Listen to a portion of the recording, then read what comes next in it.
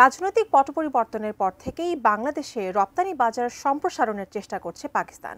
কয়েক দশক পর ঢাকা ও ইসলামাবাদের মধ্যে উচ্চ পর্যায়ের কূটনৈতিক সম্পর্ক আবারও সচল হয়েছে। এই সম্পর্ককে আরও এক ধাপ এগিয়ে নিতে বাংলাদেশ সফরে এসেছেন পাকিস্তানের পররাষ্ট্র সচিব আমনা বালুচ। এমনকি আগামী সপ্তাহে আসবেন পাক পররাষ্ট্রমন্ত্রী ইশাক দার। এ নিয়ে কথা বলেছে ভারত। প্রশ্ন হচ্ছে, কি বলল নয়াদিল্লি? বিস্তারিত জানাচ্ছেন শেখ ফরিদ।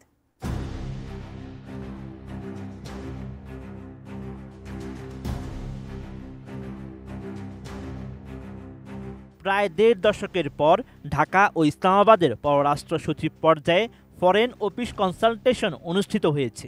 রাষ্ট্রীয় অতিথি ভবন পদ্মায় আয়োজিত বৈঠকে বাংলাদেশের পররাষ্ট্র সচিব মোহাম্মদ জসিমউদ্দিন ও পাকিস্তানের পররাষ্ট্র সচিব আমনা বালুচ তাদের নিজ নিজ পক্ষে নেতৃত্ব দেন। পাকিস্তানের পররাষ্ট্র সচিবের বাংলাদেশ সফর নিয়ে এবার মন্তব্য করেছে ভারত। 17 এপ্রিল ভারতের পররাষ্ট্র মন্ত্রণালয়ের নিয়মিত সংবাদ সম্মেলনে মুখপাত্র রণধীর জয়সওয়ালের কাছে এক সাংবাদিক জানতে চান, প্রায় 15 বছর পর দুই দেশের মধ্যে এই বৈঠক হলো। পাকিস্তানের পররাষ্ট্র সচিব আমনা বালুচ এখন বাংলাদেশে। এই ব্যাপারে ভারতের মতামত কি? জবাবে ভারতের পররাষ্ট্র মন্ত্রণালয়ের এই মুখপাত্র জানান, দুই দেশের এই বৈঠকের ব্যাপারে নয়াদিল্লি অবগত রয়েছে।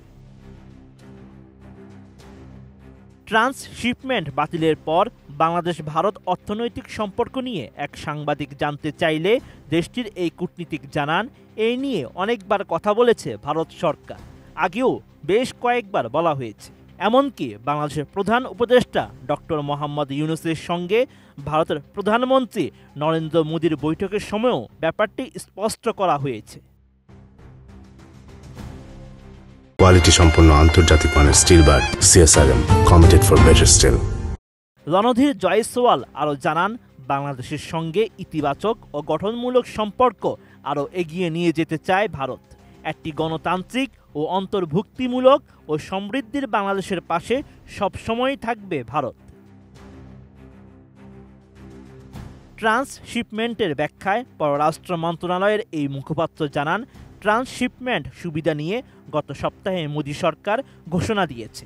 ভারতের বন্দর ও বিমানবন্দরগুলোতে জট লেগে যাওয়ার কারণেই এই সিদ্ধান্ত নিতে হয়েছে। তারপরেও তিনি সাংবাদিকদের মনে করিয়ে দেন, নতুন এই সিদ্ধান্তের আগে বাংলাদেশ ইস্যুতে ভারত কতটা এগিয়েছে সেদিকে নজর দিন। ট্রান্সশিপমেন্ট বাতিলের বিষয়ে জয়সওয়াল আরও জানান, এই ঘোষণা বাংলাদেশ থেকে নেপাল ও ভুটান রপ্তানিতে প্রভাব ফেলেনি। বাংলাদেশ ভারত সম্পর্ককে তিনি এভাবেই দেখেন। Sheikh Farid, ATN news.